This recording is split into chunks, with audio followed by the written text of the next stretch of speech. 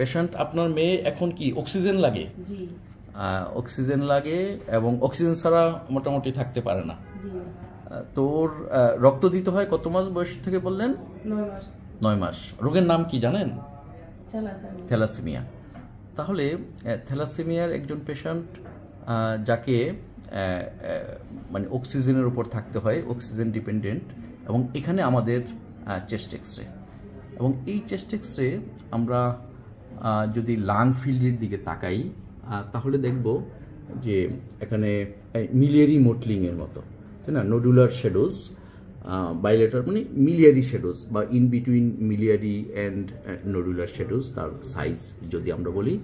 এবং পেশেন্টের এই এক্সরে এপি ভিউ, পেশেন্টকে তো শুয়ে এক্সরে করানো হয়েছে, শুয়ে এক্সরে করানো হয়েছে, এপি ভিউ বাটিব্রা খুব প্রমিনেন্ট দেখা যাচ্ছে, এবং কার্ডিওমেগালি পেশেন্টের থাকতেই পারে যেহেতু থ্যালাসেমিয়ার পেশেন্ট, ক্রনিক আয়রন ওভারলোড আছে, তারপরও রিলেটিভলি হার্ট সাইজ একটু বড়। এখন আমাদের প্রশ্ন হলো যে হাইপোক্সিয়া কেন? এই হাইপোক্সিয়াটা কিন্তু আমরা এই যে নোডুলার শ্যাডোজ এটা দিয়ে ব্যাখ্যা করতে পারি। আমরা জানি যে থ্যালাসেমিয়াতে ক্রনিক আয়রন ওভারলোড হয় এবং সেখান থেকে লাং টিস্যুতে আয়রন ডিপোজিশন হয়ে হিমোসিডোরোসিস করতে পারে।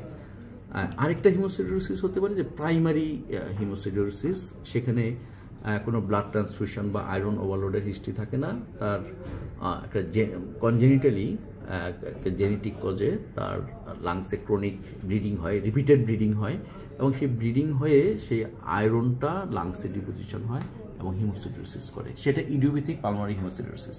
কিন্তু এক্ষেত্রে there is a cause, patient তার ছোটোবেলা থেকেই রিপিটেড ব্লাড পাচ্ছে এবং সেই রিলেটেড সে হিমোসিডোরোসিস ডেভেলপ করেছে।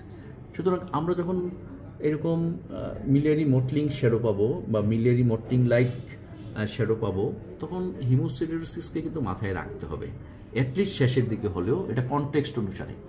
এখন যে কনটেক্সট, এই পেশেন্টের থ্যালাসেমিয়াসে আমার প্রথম ডায়াগনোসিসই কিন্তু হবে পালমোনারি হিমোসিডোরোসিস। এছাড়া সাবরিনা আর কি কারণে হতে পারে এরকম shadow? Miliary tuberculosis, fungal infection, তারপর সার্কোডোসিস, আর হিমোসিডোরোসিস এটা আরেকটা inorganic substance common in the silicosis. So these are the conditions of such type of xray. তারপরও ধরো পেশেন্টের রিস্ক ফ্যাক্টর ফর ম্যালিগনেন্সি আছে, কারণ এখানে কিন্তু পেশেন্টের হিস্ট্রি, এক্সামিনেশন, পারিপার্শ্বিক অবস্থা, কনটেক্সট, সেগুলি ইম্পর্টেন্ট। তখন আমরা এটা কীভাবে ব্যাখ্যা করতে পারি? পেশেন্টের রিস্ক ফ্যাক্টর ফর ম্যালিগনেন্সি আছে, ক্লাবিং আছে, লিম্ফ নোড আছে, এমনকি এটা তোমার কিন্তু ম্যালিগনেন্সি হতে পারে, তাই না? মেটাস্টাসিস হতে পারে। তো রিপা পেশেন্টের তো হাইপোপিটিউটারিজম আছে, এখানে হাইপোপিটিউটারিজম আছে, এবং ডেফিনেটলি সেটাও আমরা আয়রন দিয়ে ব্যাখ্যা করতে পারবো, কারণ হিমোক্রোমাটোসিস একটা ইনফিল্ট্রেটিভ ডিজিজ যেটা পিটুইটারিতে ডিপোজিট হতে পারে। তার একটা ইন্ডিকেটর হলো যে ferritin level high, ferritin level high এখানে আমরা দেখতে পাচ্ছি। আর এই আয়রন হার্টে ডিপোজিট হয়েও তার হার্ট ফেলিউর করতে পারে, তার রেস্ট্রিকটিভ অ্যাবনর্মালিটি করতে পারে। আমরা দেখতে পাচ্ছি এখানে ইজেকশন ফ্র্যাকশন 45%। পেশেন্টের কি ডায়াবেটিস আছে? তাহলে ডায়াবেটিস আমরা কিন্তু টিপিক্যাল হিমোক্রোমাটোসিসের একটা টিপিক্যাল পেশেন্টের সবগুলি ফিচার পেয়ে যাচ্ছি। তার হার্ট ইনভলভড, তার ফেরিটিন খুব হাই, সেজন্যই তার লাঙে হিমোসিডোরোসিস আছে, ডায়াবেটিস মেলিটাস আছে। আর জয়েন্টে গিরায় ব্যথা আছে? গিরায় ব্যথা নেই।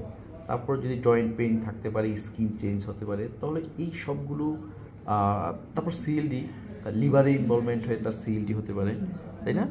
সো যখন তোমাদের হিমোক্রোমাটোসিস লং কেস থাকবে, তাহলে কিন্তু প্রত্যেকটা অর্গান ধরেই এভাবে হিস্ট্রি নিতে হবে। তুমি ধরো যে সব এক্সামিন করছো কিন্তু লিভার মিস করছো, আবার জয়েন্ট মিস করছো, অথবা তার পিটুইটারি মিস করছো, তাহলে কিন্তু লং কেসটা তোমার ইনকমপ্লিট থাকবে।